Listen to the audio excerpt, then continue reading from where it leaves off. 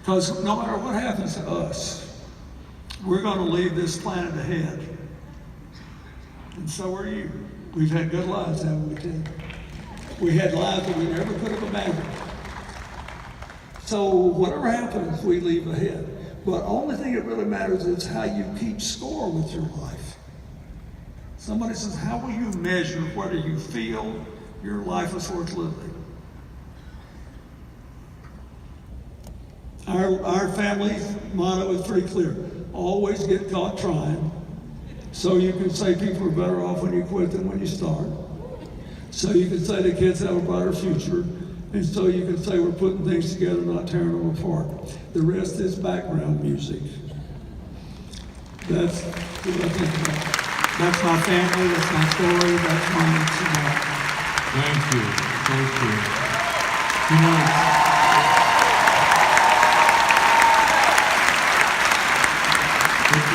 It's interesting that you said that everybody needs to have somebody that thinks the world of them. And I've had the privilege of standing next to you frequently when you're talking and meeting people. And you literally make everyone you meet feel like you are focused on them in that moment and think the world of them. And it's not a gimmick. You really do. And I really admire that in you. All right. Hillary. I knew your mother, Dorothy. Had the privilege of dancing with her on many occasions. Yes, you're right about that. My wife says that what has motivated Hillary Clinton to do much of what you have done in your life is to try to fix your mother's childhood by lifting up children whose childhoods are challenging. I wonder if you would talk a little bit about your mother, and also, if you don't mind, telling that story about the train trip to California. Is that all right? Yeah, sure. There we are with you and Mary. It's my mom with Ted and Mary. You know, I think Mary, who is a dear, dear friend, is so right because, you know, when I was a little girl, I didn't have any idea about the life that my mother had led. But as I became a teenager and then late teen, early 20s, young adult, I understood what a really difficult upbringing she had had, and I was just so upset and so hurt for her. For a little girl who was born to two very young parents in Chicago who had never gotten the love and the attention, the guidance and support that little kids are supposed to get because her parents were just too young.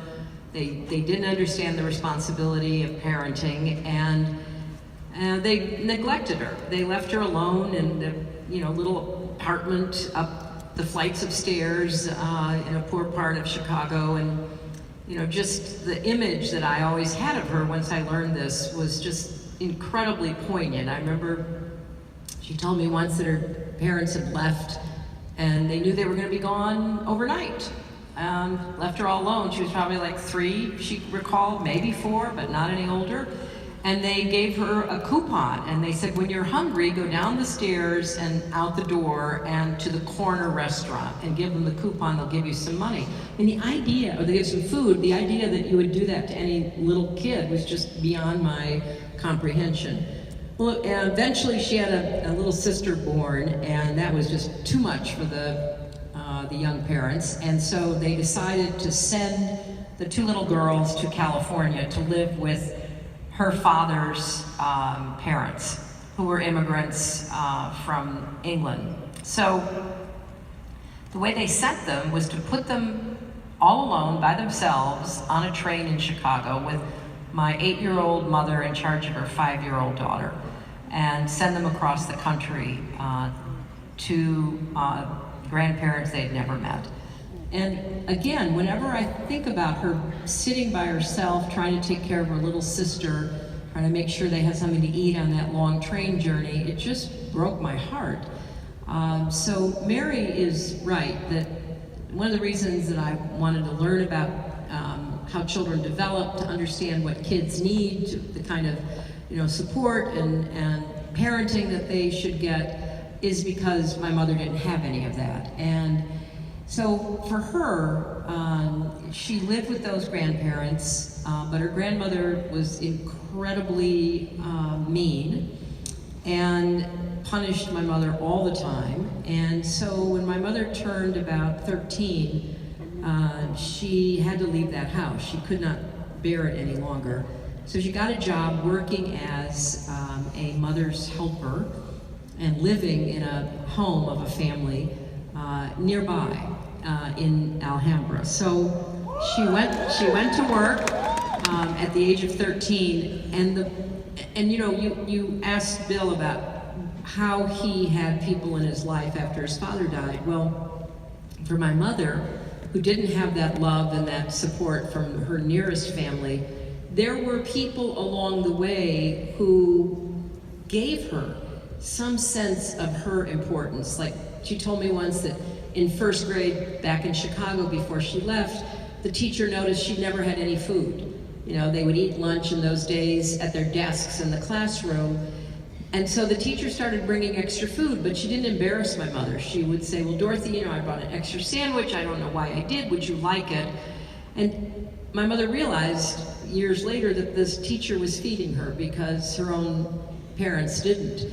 And then when she went to work for this family, the mother of the family said, Dorothy, you would like to go to high school, wouldn't you? And my mother said, yes, but I have to work. And so the mothers of the family said, well, if you get up early and you do your chores and you get the children in your charge ready to go to school, you can go, but you'll have to come right back. You know, that sounds kind of harsh if you're 13, but for my mother, it was a gift. So she'd get up early and she would run to school and then come back.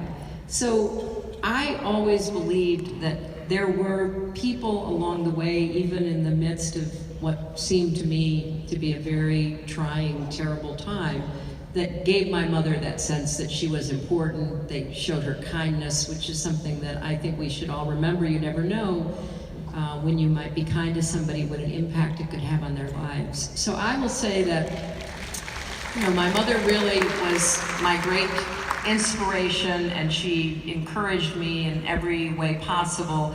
And she also made me think about what we should try to do to make sure that, you know, all children have the chance to develop to their full potential. And I can't think of a better tribute to her than to keep trying to do that. So that's what I try to do. Thank you.